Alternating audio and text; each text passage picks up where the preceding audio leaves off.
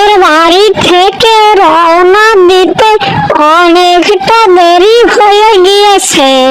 কিছুক্ষণ পরেই তো সন্ধ্যা নেমে আসবে। সামনে তো ঘন জঙ্গল, ওইখানে তো চোর ডাকাতের ভয়ও আছে। এখন তো পেছনে ফিরে যাওয়া যাবে না, কারণ অনেকটা পথ হেঁটে এসেছে। যা আছে কপালে, সামনের দিক এগিয়ে যায়।